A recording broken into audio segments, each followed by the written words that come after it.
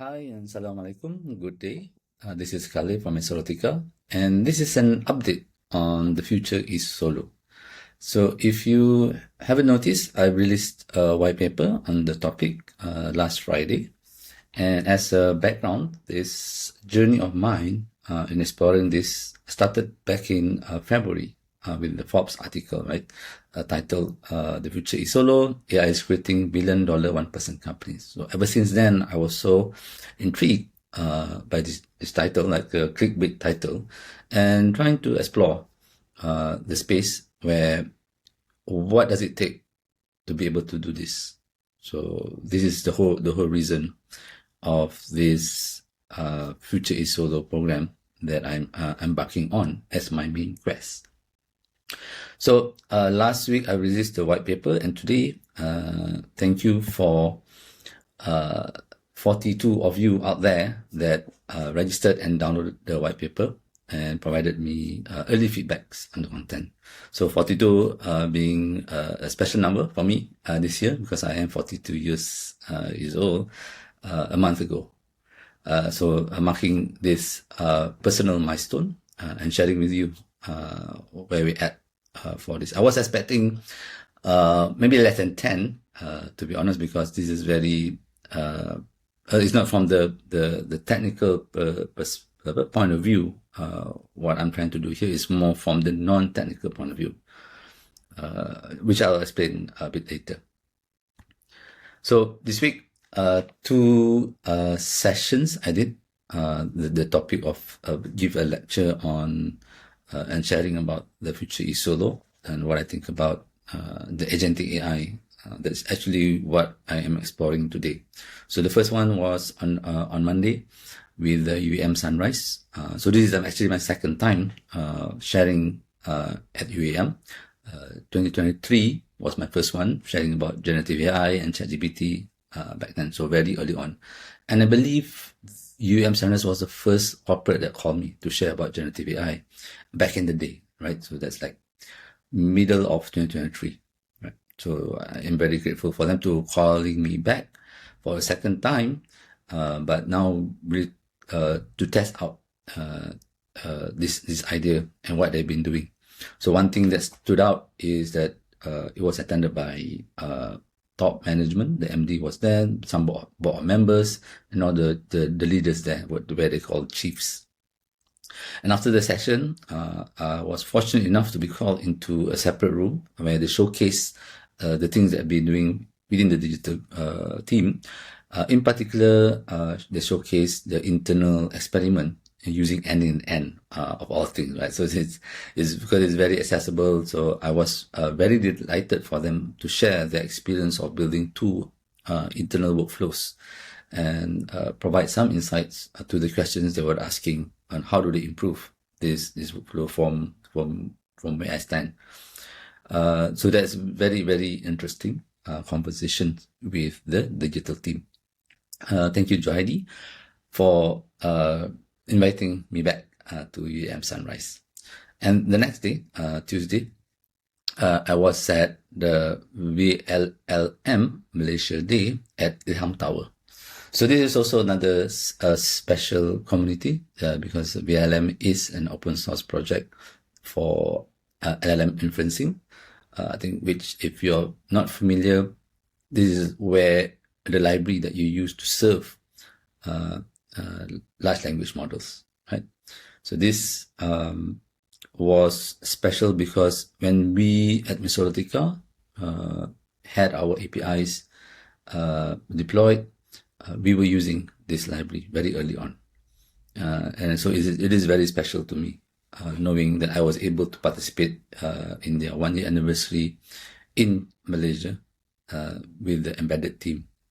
So one thing that's different, this is a developer conference, but I was fortunate enough to be slotted into the business track, right? So the Future is Solo is for the non-technical person. So in this case, it will be the enterprise leader that is responsible for AI adoption in organizations. So there were few interesting questions, But the most important one that for me personally was the conversation that I had with an aspiring AI builder called Junji from Unis Malaya. So he's a second year student doing economics, and we got into the discussion on the philosophical side, like after what does it take to build first as a non-technical. So I shared a few of my early experience, right? And another thing is that, okay, I showed the sovereign part, right? How when you become sovereign individual, what does it mean? Is it using APIs or is it using a local model? So I showcased, of course, as a newcomer, something simpler. Instead of like running your model using VLM on your desktop, showed a simple Ollama deployment running Malam open source on my MacBook. So that was very important. So for this event, huge thanks to Giling from Embedded LLM for the invitation and opportunity to share the Future is Solo with the audience at that day. Moving on. Yes, okay. So apart from the online questions that I got, the one-on-one physical interactions when I shared about the Future is Solo, I received plenty of I would say general questions for now, prior to those downloading the white paper. But of course, I will say, what is TFIS actually? So short answer, it is a placeholder for me to be building myself and exploring the latest in large language model, which is agentic AI. Okay, so coming back to that question, right? So one person, $1 billion company. So where I see today is the ability to build AI agents that does my goals and tasks autonomously, and whether or not it is possible today, next year, 3 years from now, to reach that $1 billion value. This is the journey that I am on right now, using the Future is Solo as my main narrative, right? So just like how I did with Malam, together with my co-founder Hussein before, we took something and created a brand out of it. So in this case, previously it was Malam. So this time around is the same thing. Took an idea, set an audacious goal, and start doing and start executing, right? So a lot of content will be shared on my platform, right? In the coming months. Instead of just sharing everything like haphazardly, everything is towards a specific goal, but it is in an unstructured format, right? Depending on where that particular week or particular day that brings me in terms of my exploration, either on the philosophical side or on the technical side. It will be shared and recorded and shared in the platform that I use. So it is to explore this idea that I shared earlier, and what does it take? Like not to say step by step in a linear fashion, but in an unstructured fashion, depending on that particular week, during a particular week's journey, right? So why are you doing this? That's another question. So I needed to find, because I've been getting called to share about AI in general, and of course most of the time I'm there to quote unquote promote Malam open source and our services, but I felt that I needed something much more broader, in the sense that Malam is very specific to a set of users that are able to use it today. And in order for me to continue to first explore, learn, and then share that actually give value to a broader audience. Doing the agentic AI hands-on learning for me was crucial. Timing was right? The whole vibe coding allowed me to build stuff on the front end, and a lot of content shared on the automation part, especially on the NAN platform. Right? So these are the two things that I'm trying to do right now. And we'll see how this program evolves, kind of try to build this study group, right, with those that are interested, especially the technical, right? Just like Junji just now from University of Malaya, right? So this is the kind of audience that I want. And on the other hand, is also to help enterprise readers to navigate this space for 2025 and 2026 in order to increase their AI adoption or come up with the AI strategy if they haven't gotten onto that I would say implementation of what they've been tasked to. So why start with a white paper? Okay, so this is actually very interesting as well, because initially I thought I just do a series of lecture that I record and just put it out there, and of course start building. But when I was doing the deep research thing with ChatGPT and Notebook LM and Gemini, synthesizing the final outline of what it means to become a solo systems architect.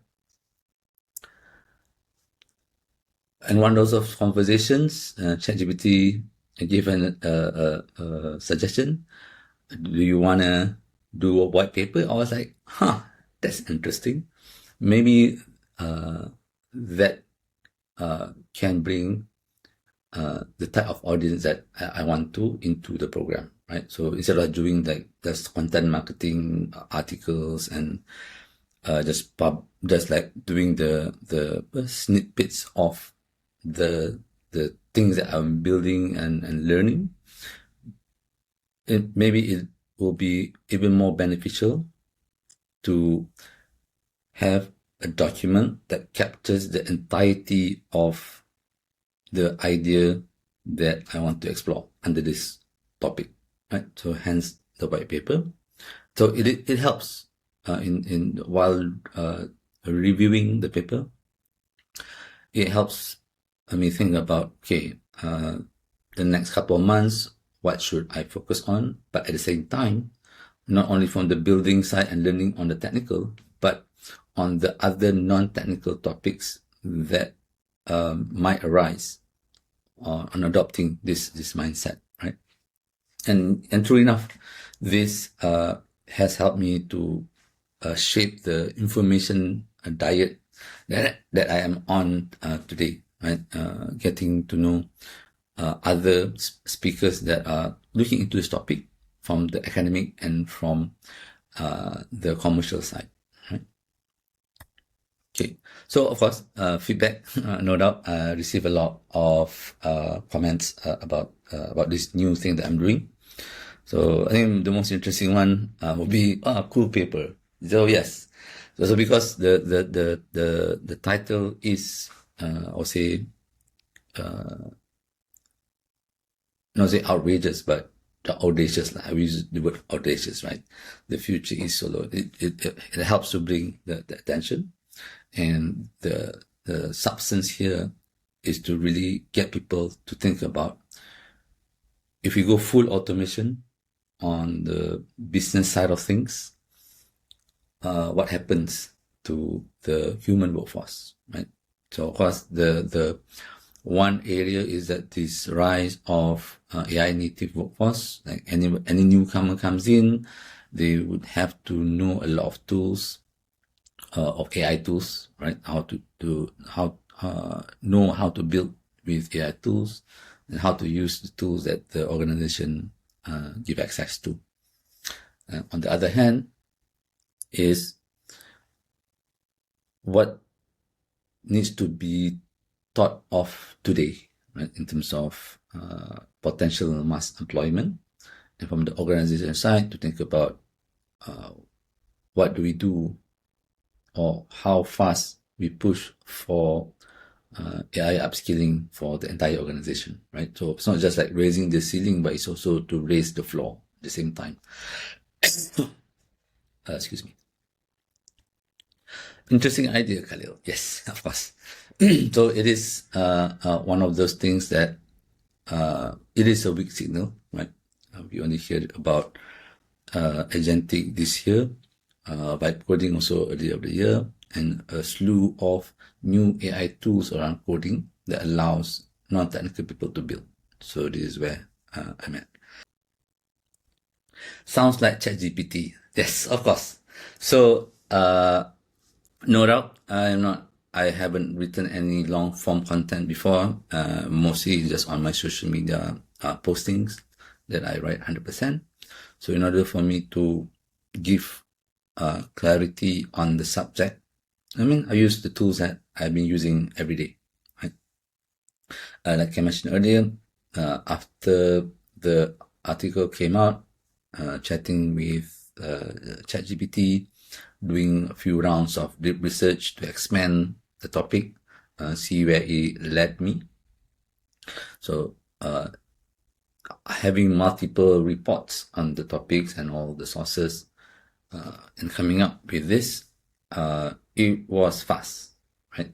Over a period of months, that's for sure. But to come up with the first draft of the white paper was fairly straightforward. Okay.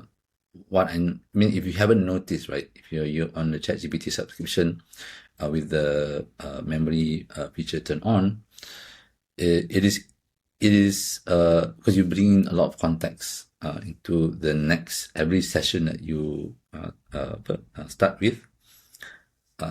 It narrows down the content that it gives for your subsequent questions, right? So when it comes to drafting the white paper, I was also surprised that it brought up a lot of the new topics that are in my mind today, right? Especially on the societal impact. I have to think really, because while I'm promoting everyone to be building and managing their own agents, from using other people's tools to owning the entire LLM stack or AI stack, it is important to be cognizant of the potential downside. Okay, and so in this case, it would be generally the societal impact in this case, right? There are challenges on getting to where I want to go, especially on the AI trust and the safety, right? So we're not there yet. It is not clear how this is being achieved, but I believe there is already a few good ideas that I can explore, right? A lot of tools on the AI governance and trust are available and open source. That's very important. Okay. However, I think for this week, the most interesting feedback that I got would be from Dr. Ahmad Khalid. So for the CTIO of Uzma Group. Why this is special? Because Dr. was the first one to call me and ask me to talk about something on the subject of AI, right? So this was special, right? Because he's, the person that gave me the first platform to talk about the future is solo publicly, right? And from there, I took it, I evolve every time, like from MTDC, the Selangor TechSphere Summit, UITM earlier this week with UEM Sunrise. So every time I go out in real world and talk about future is solo, there is always something new or something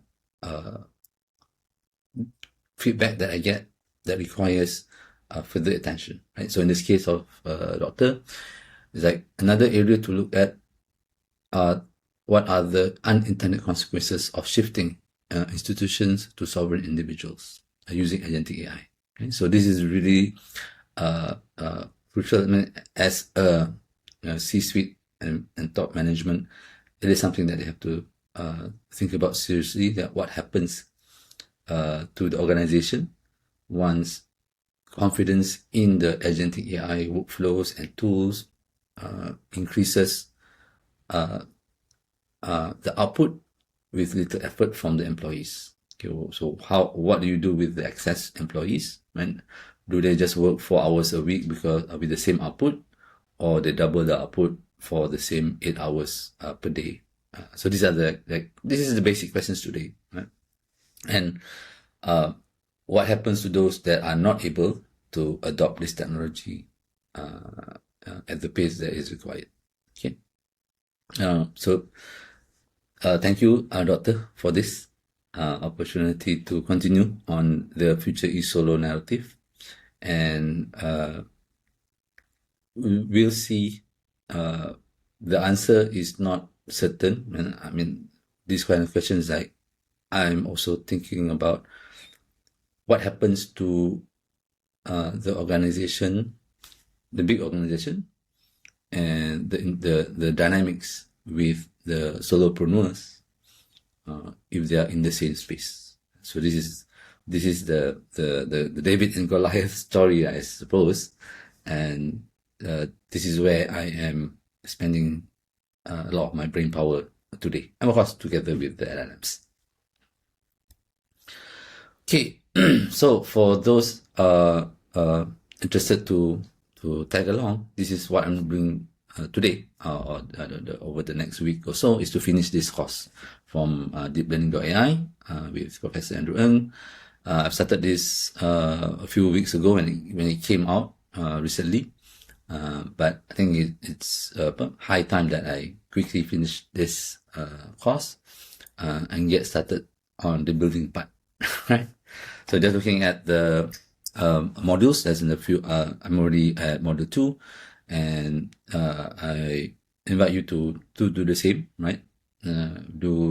It's free, the content is free, but you pay for the certificate if you want accreditation.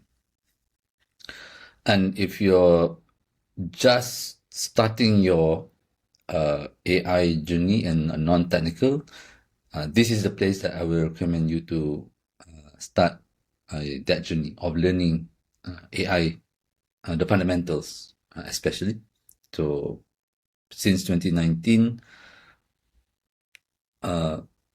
Professor Andrew Ng has been my quote-unquote AI teacher, right? Most of the fundamentals that I know today is from him and the previous courses in Coursera and now in the deep learning. So just to wrap up, ultimately, this journey in the future eSolo is to answer this question, right? My question, and maybe hopefully your question as well: how do you build a one-person billion-dollar company by 2030? Right. So it's not really today you can do that. Today you still need to have a technical person that is able to translate your prototype to production if you're pushing it out as an application. Right. So the tools of today allows you to take the idea to prototype, and pushing it to production takes extra effort to make sure that it is up to standard with the development developers' works today, right, with the right tools. Okay, so if you are already still here, I invite you to download the white paper if you haven't. thefutureissolo.com/whitepaper. I'm already working on the version number 2, right? Surprisingly, yeah, you can do that. And there's nothing stopping me to like churn out version after version, but let's put it out, get more feedback. And for version 2, maybe another experiment here is to invite people to contribute their thoughts as well. For those that are already reading the version 1 already, right? So until again, thank you so much. Bye.